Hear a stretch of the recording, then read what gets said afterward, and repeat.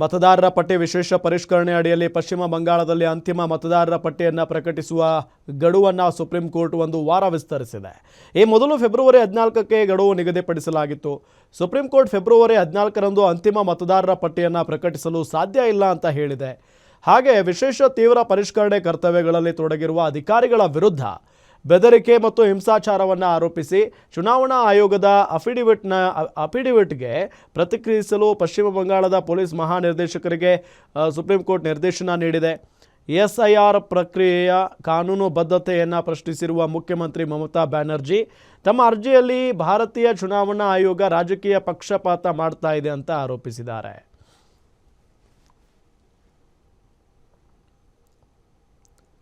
ಮನೆಗೆ ಆಸರೆಯಾಗಿದ್ದ ಮಗ ದೂರದ ದೇಶಕ್ಕೆ ಹೋಗಿ ಜೀವನ ನಡೆಸ್ತಾ ಇದ್ದ. ಕೆನಡಾದಲ್ಲಿ ಕನ್ನಡ ಅಂದರೆ ಪ್ರಾಣ ಬಿಡುತ್ತಿದ್ದವನ ಪ್ರಾಣವೇ ತೆಗೆದಿದ್ದಾರೆ ಹಂತಕರು. ಕೆನಡಾದಲ್ಲಿದ್ದ ಕನ್ನಡಿಗನ ಬರ್ಬರ ಹತ್ಯೆ ಹತ್ತಾರು ಅನುಮಾನಗಳನ್ನು ಹುಟ್ಟು ಹಾಕಿದೆ. ಕನ್ನಡಿಗನನ್ನು ಕೊಂದವರು ಯಾರು, ಏನಾಯಿತು, ಅಸಲಿಗೆ ಯಾಕೆ ಆತನನ್ನು ಕೊಲೆ ಮಾಡಿದ್ದಾರೆ ಅನ್ನೋದರ ಕಂಪ್ಲೀಟ್ ರಿಪೋರ್ಟ್ ಇಲ್ಲಿದೆ. ಕೆನಡಾದಲ್ಲಿ ಕನ್ನಡಿಗನಿಗೆ ಗುಂಡಿಟ್ಟು ಕಗ್ಗೊಲೆ.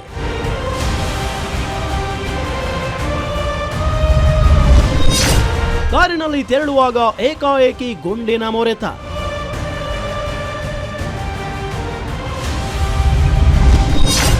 ತ್ಯಾಮಗೊಂಡ್ಲು ನಿವಾಸಿ ಚಂದನ್ ಕುಮಾರ್ ಹತ್ಯೆ.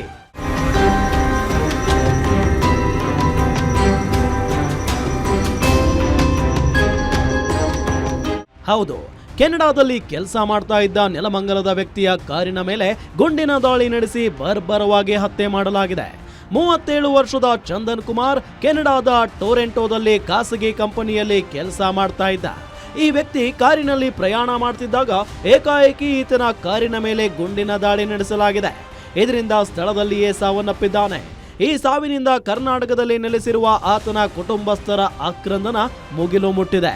ಏಕಾಏಕಿ ನಡೆದ ಗುಂಡಿನ ದಾಳಿಗೆ ನಿಖರವಾದ ಕಾರಣ ಏನು ಅಂತ ಸದ್ಯಕ್ಕೆ ತಿಳಿದು ಬಂದಿಲ್ಲ. ಫೋನ್ ಬಂದಾಗ ನಮ್ಮ ಹೆಸರು ರಿಸೀವ್ ಮಾಡಿದ್ದಾರೆ. ತೆಲುಗಿನಲ್ಲಿ ಮಾತಾಡಿದ್ರಂತೆ. ಚಂದನ್ ಕುಮಾರ್ ಫಾದರ್ ನಂದಕುಮಾರ್ ಅಂತ ಅಂತಂತಾರೆ. ಚಂದನ್ ಕುಮಾರ್ ಎಕ್ಸ್ಪೈರ್ಡ್ ಅಂತ. ಆಮೇಲೆ ನಾವು ಲೋಕಲ್ ಆಗಿ ಅಲ್ಲಿರೋನೆಲ್ಲ ಕಾಂಟ್ಯಾಕ್ಟ್ ಮಾಡಿದ್ದಕ್ಕೆ ಸರಿಯಾದ ಇಂಟಿಮೇಷನ್ ಇಲ್ಲ, ಇನ್ವೆಸ್ಟಿಗೇಷನ್ ನಡೀತಾ ಇದೆ, ಹೆಸರು ಬರ್ತಾ ಇಲ್ಲ. ಅದಾದಮೇಲೆ ನಮಗೆ ಪರ್ಫೆಕ್ಟಾಗಿ ನಿಮಗೆ ತಿಳಿಸ್ತೀವಿ. ಯಾರಿಗೂ ಒಬ್ಬರಿಗೆ ಹೇಳ್ತಾರೆ ಮೃತದೇಹ ತರೋದಕ್ಕೆ ಸ್ವಗ್ರಾಮದಲ್ಲಿ ಮಾಡೋದಕ್ಕೆ ನಮಗೆ ಅನುಕೂಲ ಮಾಡಿಕೊಡ್ಲಿ ಅಂತ ನಾವು ಪ್ರಾರ್ಥನೆ ಮಾಡ್ತೀವಿ. ಮೃತ ವ್ಯಕ್ತಿ ಚಂದನ್ ಕುಮಾರ್ ನೆಲಮಂಗಲ ತಾಲೂಕಿನ ತ್ಯಾಮಗೊಂಡ್ಲು ಗ್ರಾಮದ ಮೂಲದವರಾಗಿದ್ದು ಕಳೆದ 6 ವರ್ಷಗಳಿಂದ ಕೆನಡಾದಲ್ಲಿ ನೆಲೆಸಿದ್ದು L&T ಕಂಪನಿಯಲ್ಲಿ ಉದ್ಯೋಗ ಮಾಡ್ತಾ ಇದ್ರು. ಇನ್ನು ಸ್ಥಳೀಯರು ಹೇಳುವಂತೆ ಮಾಲ್ ಹೊರಗೆ ತಮ್ಮ ಕಾರಿನಲ್ಲಿ ಕುಳಿತಿದ್ದಾಗ ವ್ಯಕ್ತಿಗೆ 5 ರಿಂದ 6 ಬಾರಿ ಗುಂಡು ಹಾರಿಸಿ ಹತ್ಯೆ ಮಾಡಲಾಯಿತು ಅಂತ ತಿಳಿಸಿದ್ದಾರೆ.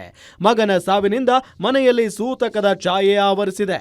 ಮೃತದೇಹವನ್ನ ಆದಷ್ಟು ಬೇಗ ಸ್ವಗ್ರಾಮಕ್ಕೆ ರವಾನಿಸಿ ಅಂತ್ಯ ಸಂಸ್ಕಾರವನ್ನ ಇಲ್ಲಿಯೇ ನೆರವೇರಿಸಬೇಕು ಅಂತ ಪೋಷಕರು ಸರ್ಕಾರಕ್ಕೆ ಮನವಿ ಮಾಡಿದ್ದಾರೆ.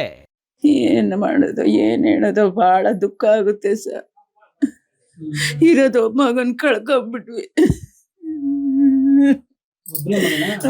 ಸರ್, ಒಬ್ನೇ ಮಗ. ಇಲ್ಲೂ ತುಂಬಾ ಬೆಳೆದ್ಬಿಟ್ಟಿದ್ದ. ಎಲ್ಲಾರನು ಚೆನ್ನಾಗಿ ನೋಡ್ಕೊಂಡು ಮಾತಾಡ್ಸೋದಾಗ್ಲಿ ಎಲ್ಲ ಮಾಡ್ತಾ ಇದ್ದ. ಚಿಕ್ಕ ವಯಸ್ಸಿಂದನೂ ಎಲ್ಲಾದ್ರಲ್ಲೂ ಬೆಳೆದಿದ್ದ. ಒಂದು ಡ್ರಾಯಿಂಗ್ ಆಗ್ಲಿ, ಕ್ಯಾಲಿಯೋಗ್ರಾಫಿ ಒಳಗೆ ಪೇಂಟಿಂಗು ಅಷ್ಟೇ. ಯಾರು ಯಾವ ತರ ಕೂತಿದ್ರೆ ಅದೇ ತರ ಬಿಡಿಸೋನು. ಇನ್ನು ಚಂದನ್ ಕುಮಾರ್ ಅವರ ಕುಟುಂಬಕ್ಕೆ ನೆಲಮಂಗಲ ತಹಶೀಲ್ದಾರ್ ಮಲ್ಲೇಶ್ ಬೀರಪ್ಪ ಭೇಟಿ ನೀಡಿ ಸಾಂತ್ವನ ಹೇಳಿದ್ರು. ಮೃತದೇಹವನ್ನು ಸಾಧ್ಯವಾದಷ್ಟು ಬೇಗ ಸ್ವಗ್ರಾಮಕ್ಕೆ ತರಲು ಕ್ರಮ ವಹಿಸಲಾಗುವುದು ಅಂತ ತಹಶೀಲ್ದಾರ್ ಭರವಸೆ ನೀಡಿದ್ದಾರೆ. ಚಂದನ್ ತಂದೆ ನಂದಕುಮಾರ್ ಅವರು ನಿವೃತ್ತ ಶಿಕ್ಷಕರಾಗಿದ್ದು ತಾಯಿ ಹಾಗೂ ಕುಟುಂಬದವರು ತ್ಯಾಮಗೊಂಡ್ಲು ಗ್ರಾಮದಲ್ಲೇ ವಾಸಿಸುತ್ತಿದ್ದಾರೆ. ಚಂದನ್ ತನ್ನ ಕೆಲಸದ ಜೊತೆಗೆ ಕನ್ನಡ ಭಾಷೆ ಮತ್ತು ಸಂಸ್ಕೃತಿಯನ್ನ ವಿದೇಶದಲ್ಲಿ ಹರಡುವ ಕೆಲಸ ಮಾಡ್ತಾ ಇದ್ರು ಅಂತ ತಿಳಿದು ಬಂದಿದೆ.